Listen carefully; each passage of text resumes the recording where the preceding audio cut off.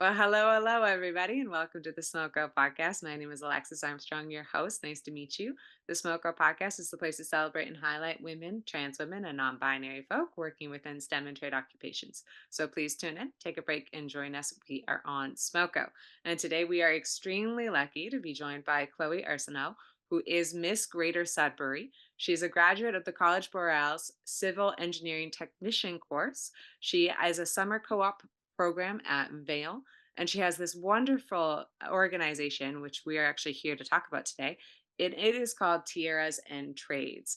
And that is why she's wearing a gorgeous crown right now, as you can see.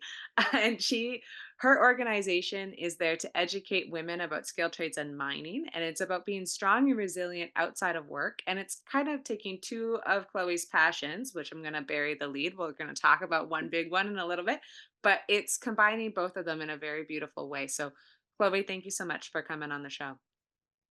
This is exciting. I've been seeing your post and I've been wanting to be on the podcast for a while. So I'm really excited to be here today. I know we got some fun stuff to dig into.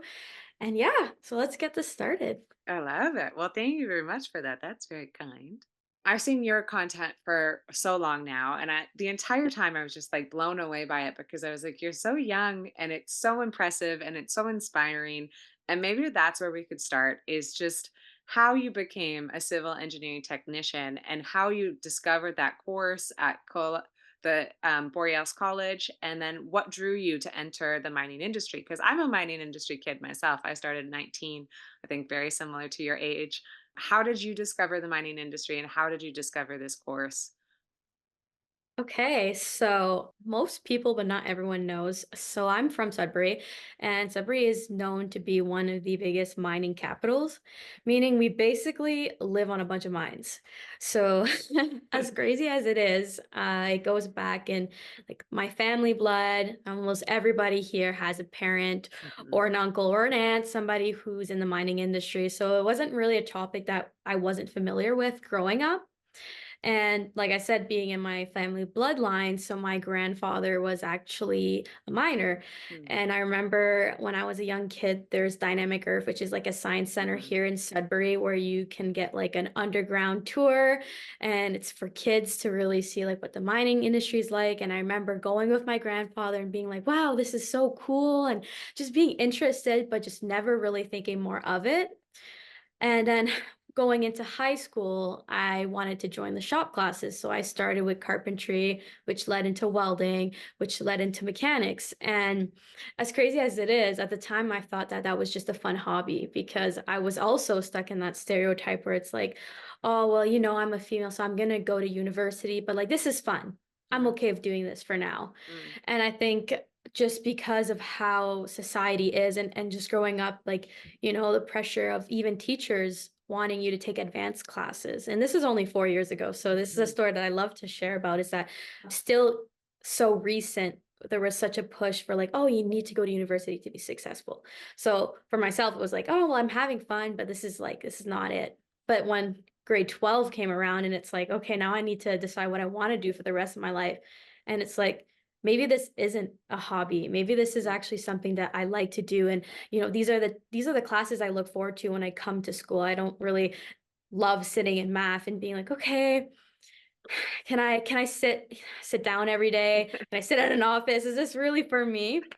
And that's kind of when I started realizing and thinking back of those moments where I felt the happiest, right? Going with Mm. my grandfather to that mining experience. It Aw, kind of brought me back. And I was like, this is the feeling I want when I go to work, Like I want to be a little kid having fun and thinking work is just something that I enjoy going to. So with that being said, and it being a mining capital, I kind of started doing research and trying to figure out like what route's best for me. mhm, And what's cool enough with a mining technician program is that it allows me to work with modern technology, work with my hands, but also be part of that innovative change mhm, and to be able to have a successful career in my hometown or travel if I want, because mining is you could mhm. You from basically go anywhere. anywhere, Mhm, anywhere.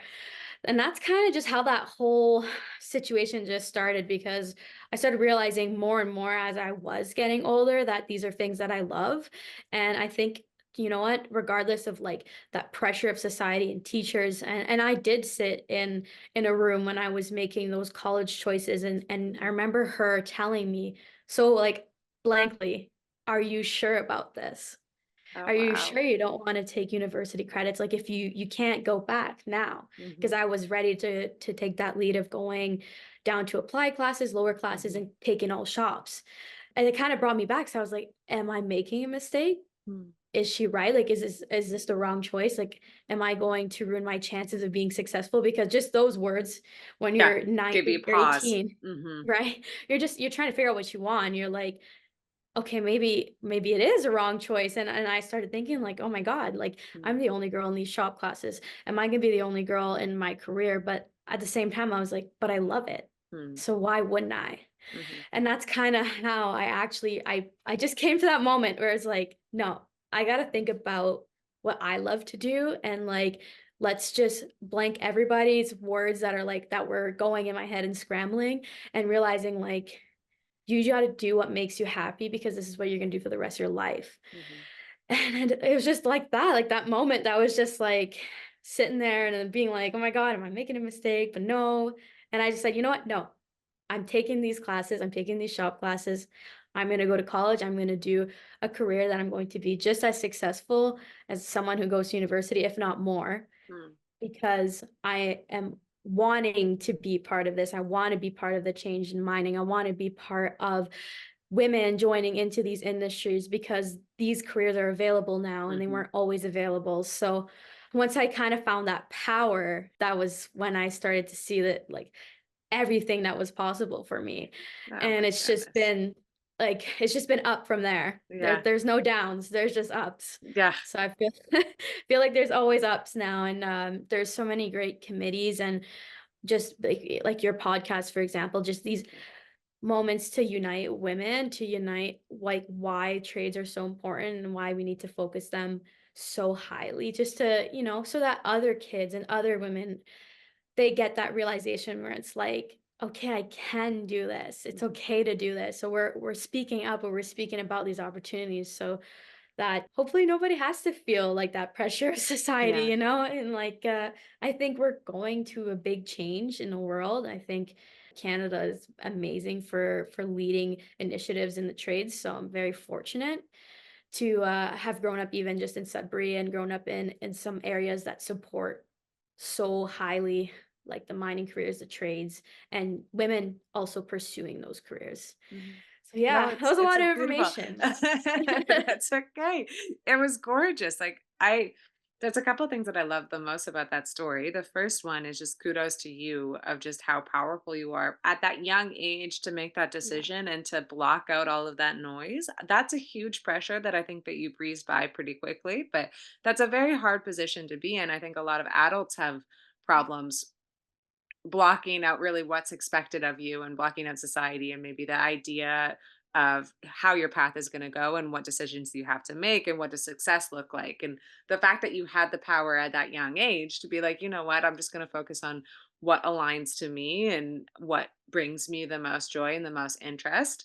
So I love that aspect of that powerful decision making, but I also love that you found that love fairly early and like found it in shop class and like connected with being on the tools and connected with being in the trades and being like, okay, yeah, there's something about this that is to me and it's this is who I am and this was really made for me and this is a career that I could take forever.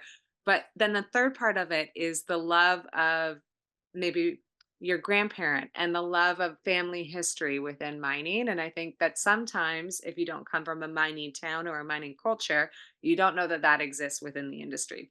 Mining has a lot of things that they need to improve, but they also have some wonderful aspects of working in mining. And I think one of them is big family culture and this kind of culture of entire towns are shaped around the mine. It is a true community. So I think that part of your story that you were like, yeah, okay, I grew up in Sudbury. Of course I was going to go in mining. Are you kidding me? We got the great big nickel. Like that's the main thing.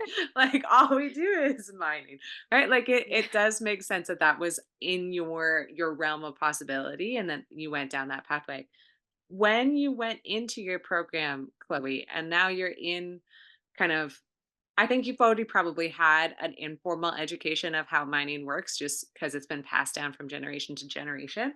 But then when you make that transition to like a formal education and all of a sudden you enter into kind of mining, I know you just did a co-op student position with Vail.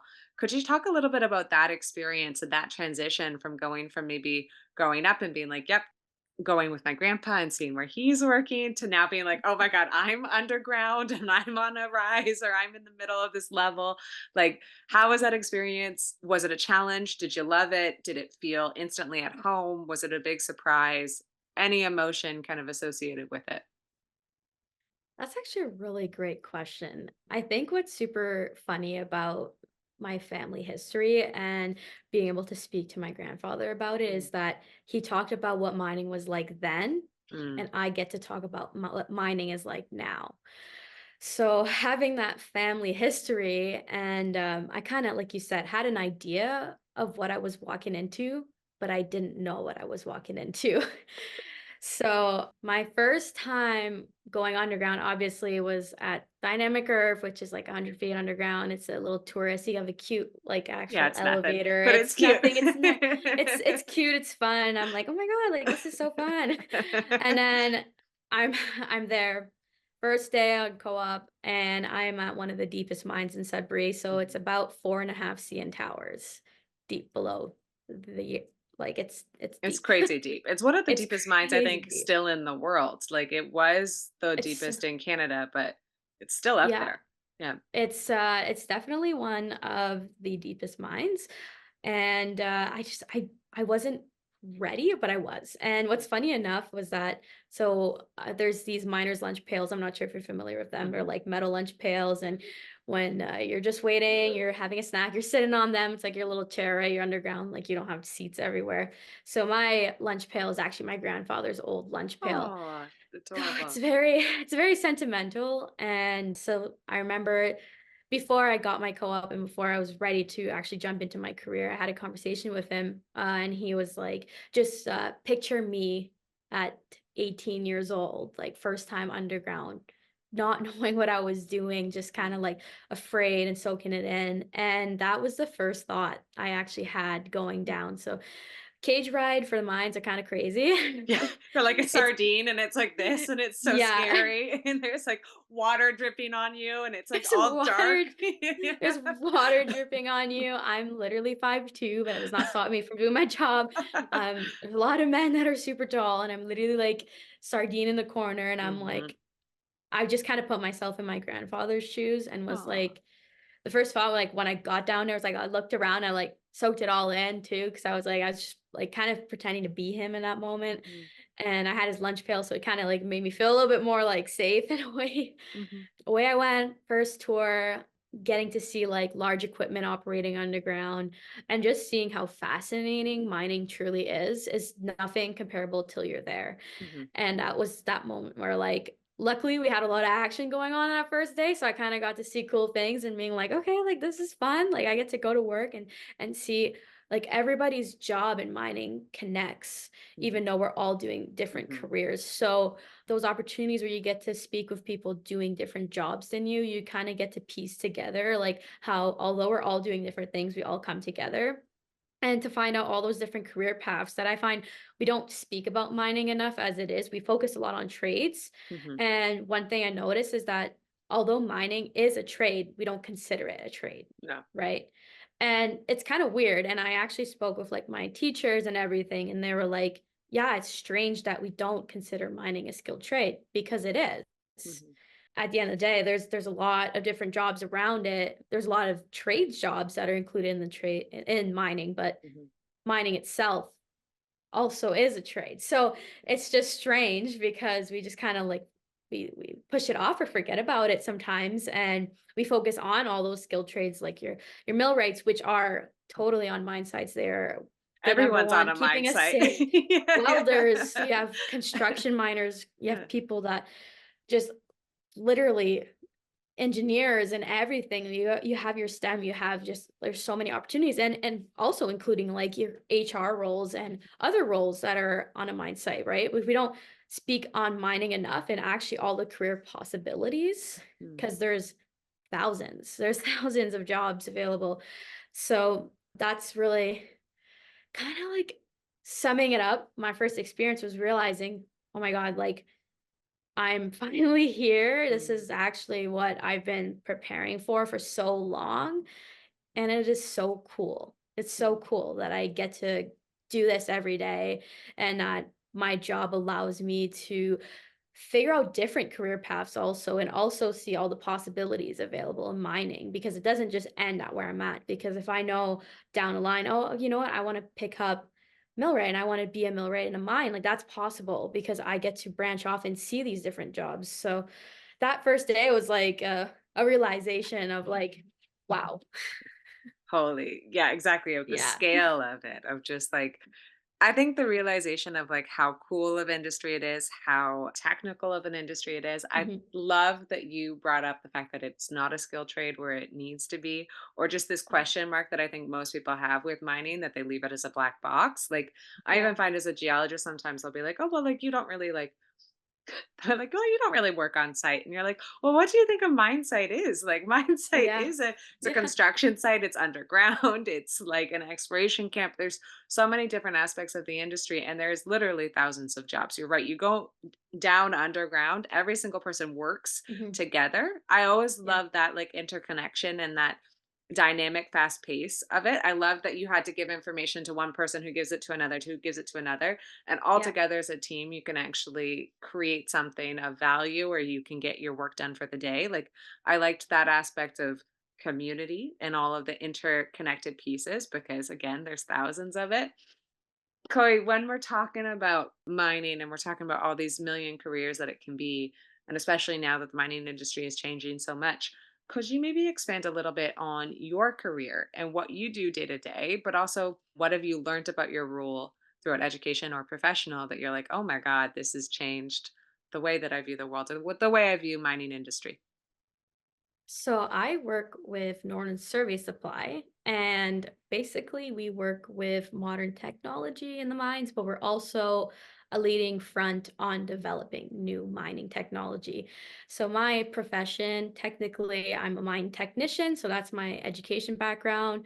So that is along the lines of your surveying, underground ventilation, ground control. So these are different routes that I can really jump from with my background. But for now, I work with a modern survey company. So I focus just on surveying using really cool, neat technology and something we're developing and we're hoping to see in the future is a AR system. So kind of like VR, so people who like video games, yeah, that's Mm. there in mining too. And essentially it's a piece that connects to your hard hat, which allows you to work fully virtual. Oh, wow. And with that, it's instead of having surveyors go to the danger zone, which is up to the front of a freshly blasted face in the mining industry. If people aren't familiar with those terms, it's kind of like we're building tunnels. So the end Hmm. of the tunnel is the most dangerous area because it was the also last place that we just did a blast. So that rock still can have second math of just breaking, falling, or even having a secondary blow. So it is a very dangerous area, Hmm. but we need to be able to go up there to provide information for drillers so they know Hmm. exactly where they're drilling. So with new technology like this, it allows surveyors, miners, people to work at a safe location, not having to go up to that danger Mm. zone and to actually do everything virtual. So it's called AR because it's actual reality. So it has virtual reality and actual Reality of everything what's that's happening. happening. Yeah, it's a Yeah. little tough one to explain, but so essentially what you see through it is everything around you like you normally would with an AR, VR kind of like on top of everything. So you connect through Bluetooth, which is crazy, and everything is done with your hands. So all the motions of Oh. your hands, you can control everything on there. So that being said is kind of where we see the future of mining. So I can only imagine with how we are developing in softwares and new technology, how much more advanced we would be in the future. So that is super cool. So I mean, I get to play with that at work. So I mean, come on, like who wouldn't want to do that? But I also get very lucky to be contracted to do surveying at different mines. Oh, cool. So with my company right now, still being new, I haven't been everywhere yet, but I will be eventually going to different mines across Canada and even potentially abroad. So it's a very cool spot to be. I mean, I get to work locally, I get to work in Sudbury, but I also get to travel my own country for my job. So that speaks volume of opportunities and being with a company who does create modern technology. We do have those opportunities, to be at big mining conventions, trade shows, and seeing and meeting other people and industry leaders. So that's kind of a cool thing that I get to work with now. But when I was in school, obviously in school we use that old technology, right? So we were using very, very old surveying technology. So I Mm. went from that to like a cold turkey cut to like, honey, this is what we're using right now. And I'm like, oh my God, It's that's crazy. Yeah. I was like, whoa. Like, that's a lot of information, but luckily, the industry and people support young people with initiatives, I Mhm. find in mining. So Yes. I'm very, very lucky to be in an environment where they want to educate and teach me, kind of the new ways, I would want to say. So I come in there with a fresh, new Mm. mindset and eager to learn. So I think the biggest switch from education to industry was definitely the old to new technology because just in school like we don't always have all the fundings to be able to have that most modern technology. And Mhm. one thing about mining is I swear they love to jump technology pretty fast. Mhm. It's like, oh, there's a new thing that came out, okay, we're going to start doing that. 6 months later something new comes out, okay, we're going to start doing that. And another thing that I did notice, extremely notice, also being from the fact that I've traveled to a few mines already, is that one mine is not the same to the other No. in the terms of the way they use technology, the softwares they use, equipment, gear, the way that they run things. So it's really hard to have like a set script of like, okay, what am I doing? Mm. Because I like 2 weeks ago, I was at this side, and we were doing it like this, and I just got into that flow. And now we're doing something completely different. So that's one thing that I find really interesting about mining is just how diverse each mine is. And it's crazy because it's like, even when I wanna try to find, like, some information online, it's like every mine is so scripted to their own way. It's like there's no, like, log or dialogue for me to, like, go off of sometimes. So it's like, "Oh, okay, well, I need to learn this, but at this site, they do it this way and this site." So it's kinda crazy. So you have to be an expert in one way, I think, to understand all the ways of doing it, Mm. Yeah. if that Yes, yes, yes. yeah. Yeah, I could see that Yeah. completely. You have to have, like, a foundation before you can Can actually come in and, like, change it per yeah. situation and per mine. I love this answer so much. One, because I love the fact that this software exists, and I again, like, thank you for bringing up kind of misconceptions, I think, about the mining industry. One is that Mhm. it's a very, very old technology and old process industry, and you're like, "No, it's rapidly evolving. It's a billion-dollar Mhm. industry. It's changing all the time, and it's also really, like, ahead of the curve in terms of technology and using technology and software programming." Like, it always has been in terms of operation, but also in terms of exploration, in terms of mapping. It's Yeah. always been kind of a hub of innovation in terms of tech. So I love that you brought up that. I love that you get to work in that and had that like freeze frame moment of going from school and old school mining to now this new technology and kind of probably in 2 years time, I bet you it's going to change completely. It's going to be Yeah. another whole program and a new thing of tech. Chloe, I know outside of work, and it's partially related of bringing in the mining industry to trades and trying to just bring more energy and information about mining. I know a huge, huge passion of yours is promoting women within the skilled trades and getting mining its due diligence and it deserves to be a skilled trades. Could you kind of Yeah. explain where this drive came from, if you can, and then how this drive led you to create your organization, Tiaras and Trades? Please and thank Whew, that's a good you. question. So initially, this whole drive started when I started participating in pageantry. So I was 16 years old at the time. I was just a little girl who wanted to try a new passion and didn't know where that would lead me, honestly. And funny enough, I guess I love to have family lines of things because my mom did the same pageant, my Oh. first pageant that I did when she was around the same age. And we just had happened to fall across the website. And I signed up and I had literally no idea what I was doing. Mm, None, zero. mm. So I signed up for this pageant. And because I just wanted to make more friends, I wanted to see, like, try a new hobby and kind of experience something my mom experienced, and that's where it all started. So I remember I went to my first pageant workshop, and I got there, and all these girls had these big heels and these glitzy outfits, and it was a workshop because it was getting me ready to compete. And then they were like, "Oh, Chloe, like, where's your heels?" I was like, What? "Heels?" Sorry, excuse you? I was I was like, "I was supposed to bring heels? Oh, that's kind of embarrassing because 'cause I'm the only girl that don't have them right now." So so I did my runway, my first ever runway in my flats because I literally had no idea what pageants were about, and I was actually really embarrassed. And I Oh. remember we were sitting in a circle and we were like, "Okay, we're gonna share platforms." And I was like, "Platform? I didn't know I was supposed to share a platform. Okay." So all the girls are going and they're kind of just saying like fun things about themselves. And we're kind of Mm. like doing like a circle going in.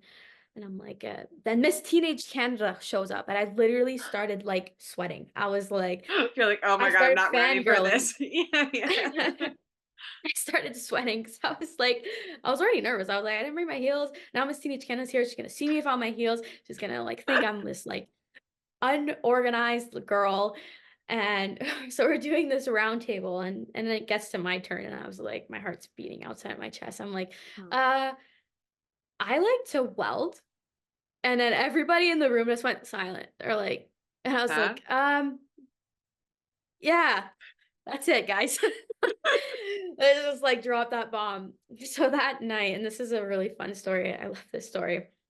When everybody left, Miss Teenage Canada, she, like, asked me, she's Oh. like, "Can you stay for, like, a little bit? Like, I wanna talk Mm. to you, like, when the girls are gone," like, just kinda, like, secret, and I was like, "Oh my god, Miss Teenage Canada wants to have a secret Yes. with me?" So, when everyone left, my mom was, like, coming to pick me up, and she's Mm. like, "I love what you said." She's like, I've never heard that, like, I think it's Mhm. super cool, like, I think you have a really good shot, there's something special about you, and I'm like trying Oh, not to cry, right? Because I'm like, yeah. Miss Teenage Canada is telling me I'm special, like, I'm like, "Oh my god, I've gotta hold this in." Mhm. And it was kinda like that moment where it was like, "Wait a second, all I said was that I like to weld." Mhm. But, like, what does that mean? Mhm. So I went to the car, I was crying to my mom because I was crying the whole time. I was like, "Mom, this teenage kid said it's special." And I kind of realized, like, I wanna be like her. I wanna be able to have young girls, like, look up to me and feel the same way that, like, somebody if a crowd walks in, "Oh, they're so, like, Mhm. inspiring," and, like, listening to her speech, I was so focused because she had won something and had the opportunity to kind of be that role model in later. So, with that being said, I kind of went to bed and I had a dream. I had a dream that I welded a crown. And Mm. I went to school, I went to welding class. And this was like during my preparation for my first ever pageant. So I go up to my welding prof. I'm like, "Hey, I want to weld a crown." And he's like, "Go Sure. ahead." And I was like, "Yeah, like," I was like, "I want to weld a crown. I want to bring it to the pageant. I think this is Oh, something really cool." yeah. And with that, my dream came to reality. I Oh, looked online, I found a model, and this was what? when this little baby was born. Oh, so cool. Oh, it's gorgeous too. It's so intricate. It's a beautiful, like, as if that was your first crown that you welded. It It's stunning. was. It's absolutely stunning. It's I mean, it's never going to break. That's my joke. Man, this is what I came up with. Oh, And I remember that passion led to a second crown, and then it led to a third crown that I designed. oh, So I love it. basically, I went to the pageant and, I was nervous. I didn't know what I was doing. Public speaking wasn't my strongest suit yet because it was my first time and I was young, but I had initiative and I had a drive, right? So after that pageant, I placed top 10 and I kind of had this like eternal moment where it's like, no matter how many times I have to compete until I win, I will do that because this is something I want to do because I want that opportunity to be that role model. So with a lot of self-discovery, a lot of fails, Mm, I would, I competed 4 times before I ever won. So it was hard. It was learning lessons of being like, what can I do better next time so that I can get there? So it was always rather than taking it as a loss, it was like, how can I improve and mm, how can I be better so that I can be that person that I want to be because I knew that I had it in me.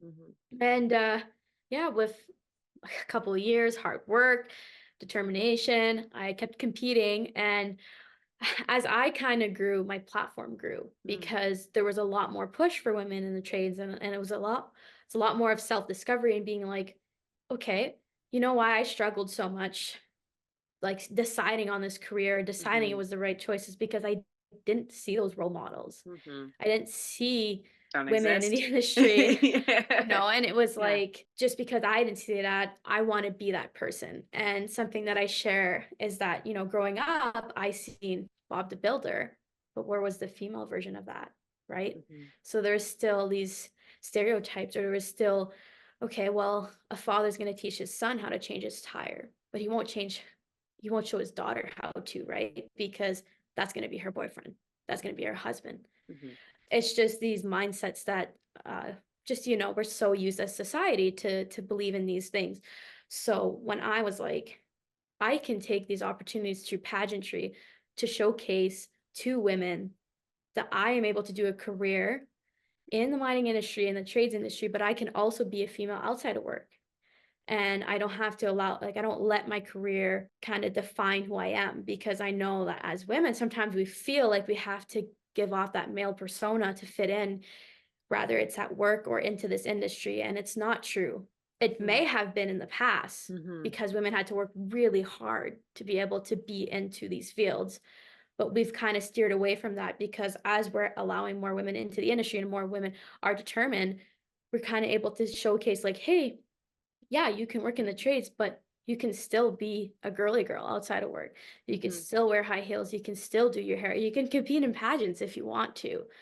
And with that is kind of how I came up with that platform. It was like Tiaras and Trades. It just mhm, says it right there, right? It just showcases that I feel my best self when I'm at work, but also when I'm still doing girly things because my work allows me to be able to do careers like this. And my work allows me to be fueled to also educate other women. So with that pageantry experience, it's like I said, like when somebody walks into a room with a crown, you want to hear what they have to say. And to be able to walk up there and be like, what I do for my career, and when I start talking about mining, it's like these heads are turning everywhere. mhm, So it's a great opportunity to have that power and to have that opportunity to have people listen. And that's what I love about pageantry is because I noticed that people are so eager to hear about you because they're like, she has a crown. Like, what does she have to say?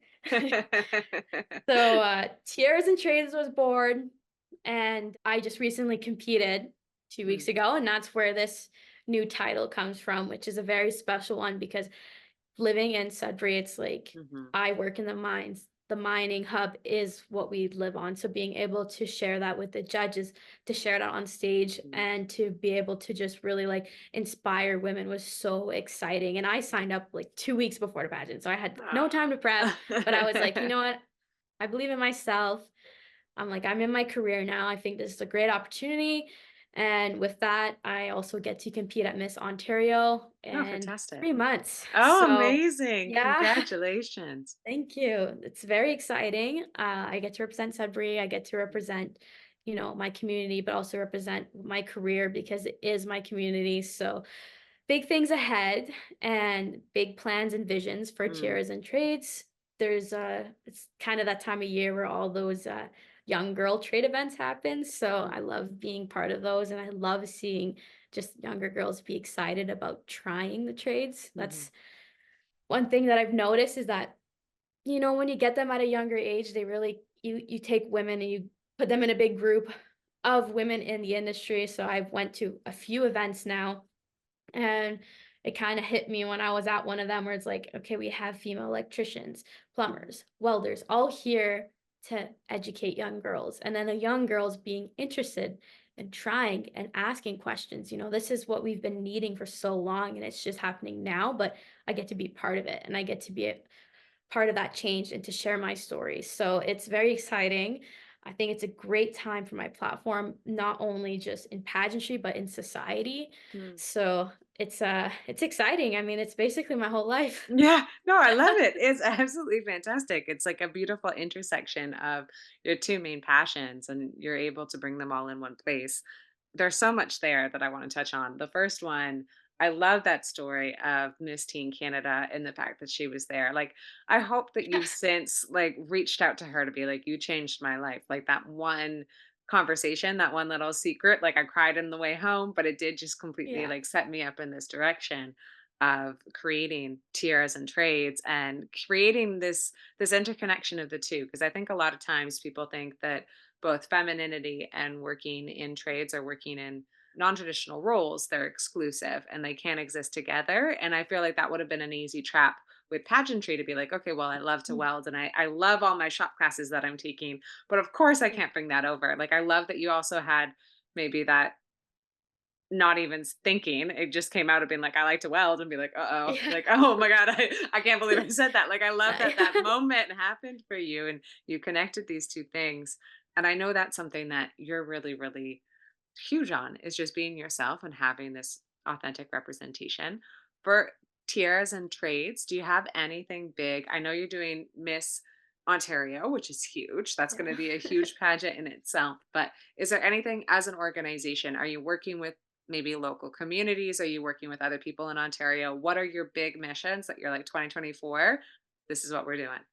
Well, actually, coming up, I'm going to be hosting a PPE fashion show with Ooh, an organization that reached out to me. So I think I'm hoping to team up with local organizations. I've been in talks for something that I'm hoping to bring. So I don't want to okay. completely No, no, no, bring don't. those secrets out yet, No. but I mean, just to keep being part of these local events for young women in the trades through Wise Sudbury, through STEM events, anything that happens really locally. I just want to be able to be there and to showcase them, showcase what Sudbury is doing, to be able to lead in that fact and to share being part of these events and also kind of allowing younger girls to see that through my social media, Hmm. or being a part of these groups and being able to share them. So I think as far as 2024, right now, I'm kind of going into that mindset of prepping for Miss Ontario. There's a lot of work to be done aside from my platform when it comes in terms of scoring. So, making sure like I just won recently, but Oh, Miss Ontario is in 3 months. So yeah. sounds like a lot of time, but it's not. No. There's a lot. There's a lot to do. So I do work full time. So I have to balance, events, work, life Yeah. outside of work, community events. I mean, this week is like packed for me. So lots of groups and committees reaching out. So I'm very excited about that. Oh, And people kind of just starting to really see my media and the amount of women in the skilled trades and in mining that are starting to follow my social media. It's very like heartfelt, right? mhm. Because it's like I kind of see the outreach coming towards me now and everything that I have been working on Yeah. for a while now, just being able to share that on a larger scale. So I think Gorgeous. coming Yeah, into that's amazing. 2024, yeah.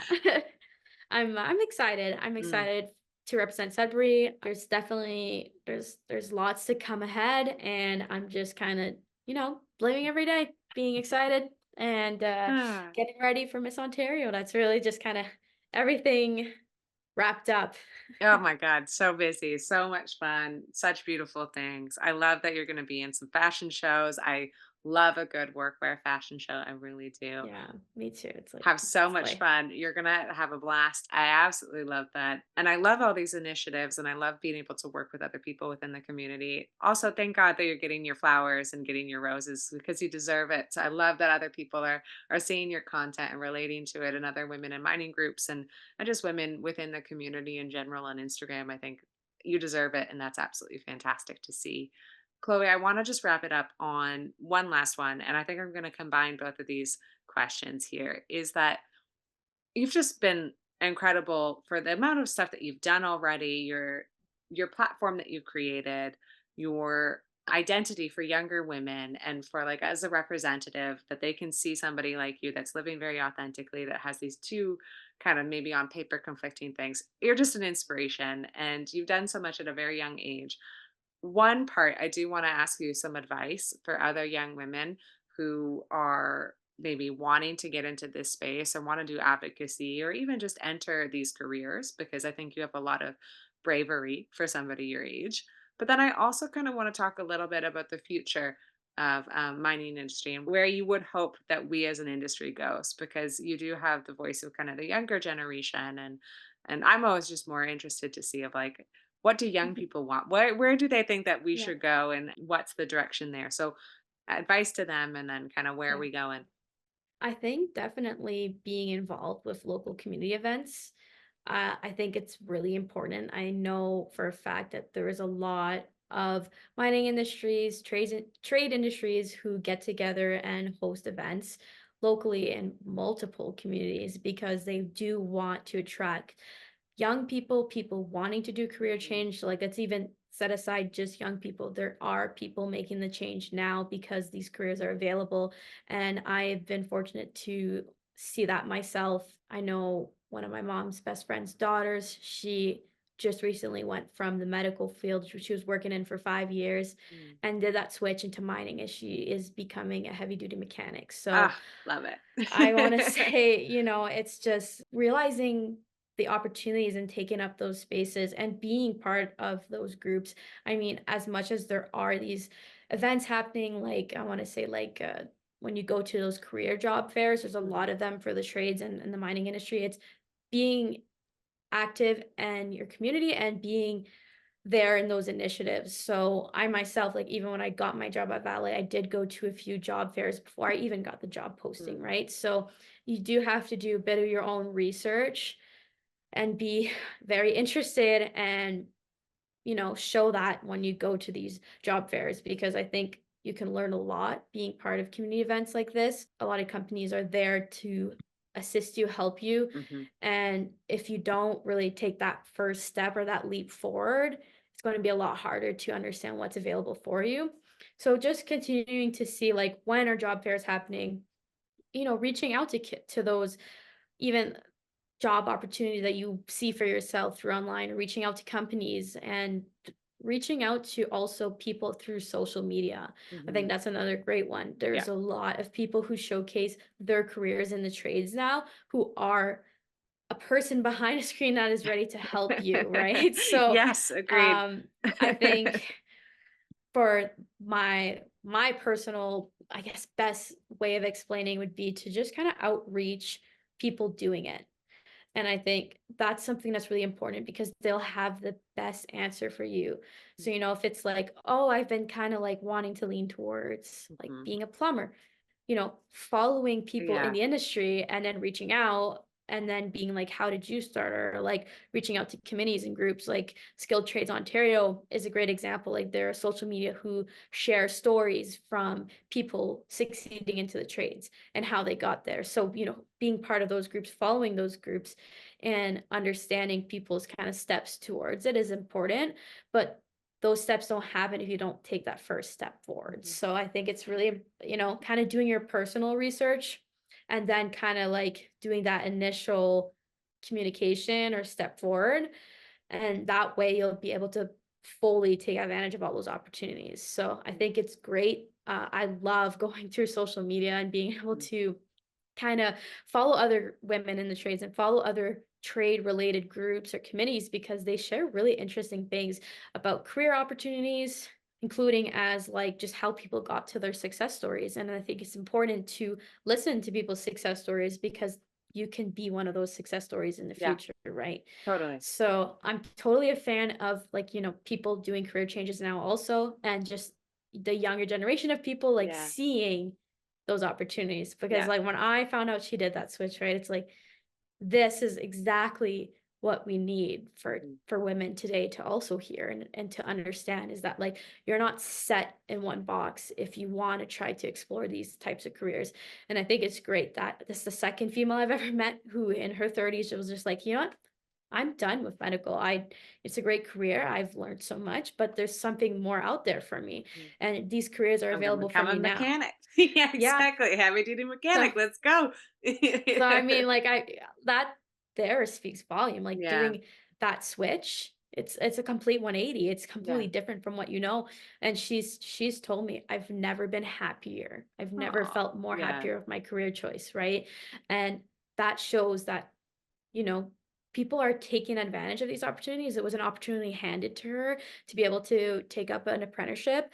And I was so for it. I was like, yes, yes, yes, yes. I Mhm. love this. I love to hear that. And I love to see that, we're doing that change because these careers are so accessible.